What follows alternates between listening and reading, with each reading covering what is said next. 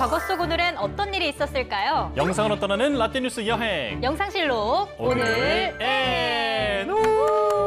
안녕하세요. 아나운서 조진혁. 아나운서 이은솔입니다.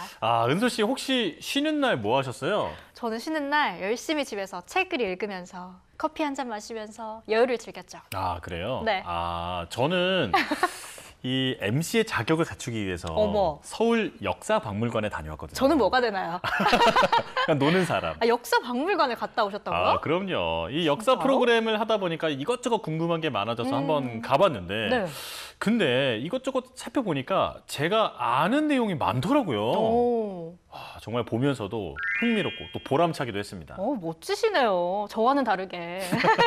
앞으로는 진혁 씨를 YTN에 걸어다니는 역사 사전이라고 불러야겠어요. 자, 워킹 딕셔너리.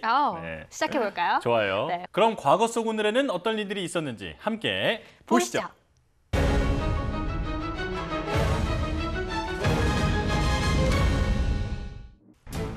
2014년 9월 27일 일본 중부 나가노현에 온타케산이 폭발했습니다. 오전 11시 53분에 시작된 화산 폭발은 온타케산이 굉음과 함께 분화하면서 화산재가 대량 분출됐는데요. 가을 단풍을 즐기던 등산객들은 급히 하산하거나 인근 산장으로 대피했지만 일부 사람들은 대피하지 못했습니다. 그리고 온타케산 정상 부근의 분화구 3곳에서 분출된 분연이 한때 분화구로부터 7km 상공까지 치솟았으며 수백 차례 화산성 지진이 관측됐습니다.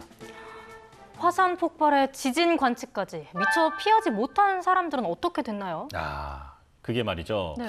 일본 나가노현 온타케산 화산 분출로 빠져나오지 못한 70여 명의 사람들이 사망하거나 다쳤습니다.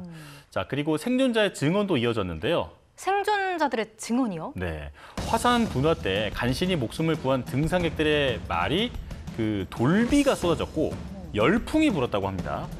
또 화산재가 비처럼 내려서 아주 무서웠다라고 얘기했습니다. 상상만 해도 무섭네요.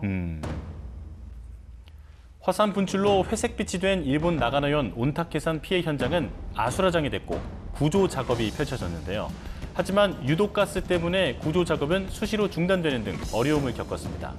한편 일본 기상청 전문가팀은 당시 일본 온타케산 화산 폭발은 용암 등이 직접 분출되는 마그마형이 아닌 마그마의 열로 지하수가 솟아오르면서 화산재 등을 분출하는 수증기 폭발형인 것으로 분석됐습니다. 2020년 9월 27일 아르메니아와 아제르바이잔 전쟁이 발발했습니다.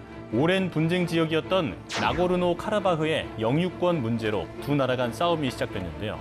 전쟁 발발 후 포탄 공격이 끊이지 않았습니다. 그리고 그 가운데 탱크가 순식간에 폭발하며 화염에 휩싸였고 군인과 민간인을 포함해 이미 수백 명의 사상자를 발생시켰는데요. 아르메니아와 아제르바이잔은 서로 피해자라고 주장하며 보복과 응전을 선언했습니다. 이렇게 두 나라가 냉전 중으로 치닫게 된 이유 뭔가요? 두 나라는 오랜 시간 동안 이미 여러 차례 격돌한 역사가 있습니다. 나고르노 카라바흐 지역은 국제법상 아제르바이잔 영토지만 주로 아르메니아 사람들이 거주하고 있었거든요. 그래서 아르메니아와 합병을 지속적으로 요구하고 있었고 양국 간의 영토 분쟁이 끊이지 않았던 거죠. 그렇군요. 그럼 두 나라는 언제부터 분쟁이 시작이 된 건가요? 이건 1988년부터 아르메니아와 아제르바이잔 간 분쟁이 본격화했는데요. 두 국가의 분쟁은 1991년 소련 붕괴 후 심각해졌습니다. 이후 1992년 겨울부터 전면전으로 치닫게 됐고 1994년까지 이어졌습니다. 소련과 휴전 중이던 미국은 비밀리에 아르메니아를 지원했는데요. 전쟁을 피해 미국으로 이주한 아르메니아인들은 미국을 움직였습니다. 이로 인해 아르메니아의 무기 체계는 현대화될 수 있었는데요. 반면 아제르바이잔은 아프가니스탄의 탈레반에게 지속적으로 지원 요청을 했습니다. 휴전 중이었던 두 나라가 2020년에 왜 전쟁하게 된 거예요? 네, 이게 말이죠. 아르메니아와 아제르바이잔 간의 산발적인 군사적 충돌이 계속되고 있었는데 이게 커져서 결국은 다시 전쟁으로 이어지게 된 거죠. 그리고 전쟁은 같은 해였던 2020년 11월 10일까지 이어졌습니다. 아제르바이잔은 전략적으로 중요한 도시 슈샤를 점령한 이후 6주 동안 몇 차례 영토적 이득을 취했습니다. 그리고 2020년 11월 9일 러시아가 양측이 휴전협정에 합의하도록 유도했고 11월 10일 0시부터 나고르노 카라바흐 지역에서 일어나는 모든 적대 행위를 금지시켰습니다. 이후 미 승인국 아르메니아의 대통령도 이 협정에 동의하면서 전쟁은 휴전에 들어갔습니다. 그럼 이번엔 1988년으로 가볼까요? 캐나다의 육상 선수 벤 존슨은 1987년 100m를 9초 83으로 달려 당시 세계 신기록을 세운 선수인데요. 이후 1988년 88 서울 올림픽에서 열린 육상 100m 결승에서 라이벌이었던 칼 루이스를 따돌리며 9초 79라는 경이적인 기록을 세웠습니다. 벤 존슨은 새로운 세계 신기록을 수립했고 또 한 번 세계를 놀라게 했는데요. 하지만 1988년 9월 27일 벤 존슨이 약물을 복용한 사실이 밝혀지면서 스포츠계가 발칵 뒤집혔습니다. 스포츠에서 도핑을 금지하는 이유가 공정한 스포츠 경쟁의 저해를 사전에 예방하고 또 부적절한 약물 사용으로 인해서 선수의 건강을 망치거나 최악의 경우 생명까지 잃는 거를 방지하기 위해서잖아요. 그죠? 맞아요. 경기가 끝난 뒤 진행된 도핑 검사 결과 벤 존슨이 아나볼릭 스테로이드라는 약물을 복용했음이 밝혀졌습니다. 금메달을 2위 입상자인 칼 루이스에게 반납하게 됐는데요. 올림픽 폐막 후 캐나다 정부는 존슨을 정밀 조사했고 존슨의 코치가 약물 복용을 조언했음이 밝혀졌습니다.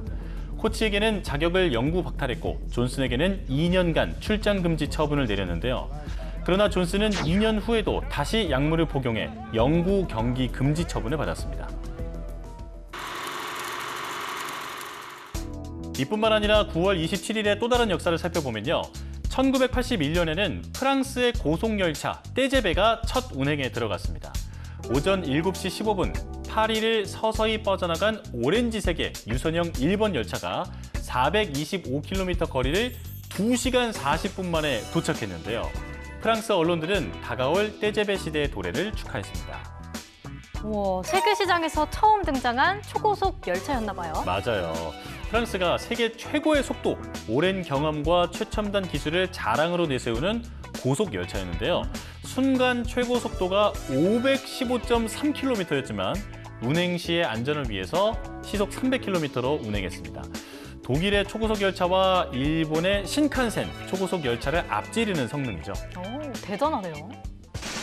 또 2000년에는 국내에서 음성인식 반도체 칩을 개발했는데요. 음성인식 반도체 칩 개발 성공이라네요. 정말 대단합니다. 네, 요즘 많이 쓰이는 기능이잖아요. 네. 자, 화자 독립형 음성인식은 일단 작동이 되면 말하는 사람에 관계없이 동작하는 음성인식 방식이었는데요. 그동안 국내 음성인식 연구소는 PC나 범용 반도체 디지털 신호 처리를 이용한 방식으로 주로 개발됐었지만 음성인식 전용 반도체 칩 개발은 처음이었다고 합니다. 자, 이렇게 오늘도 열심히 과거 속으로 달려봤는데요. 영상 실록으로 만나본 오늘의 과거, 여러분은 어떠셨나요? 그럼 다음 시간 더 알찬 이야기로 만나요. 만나요.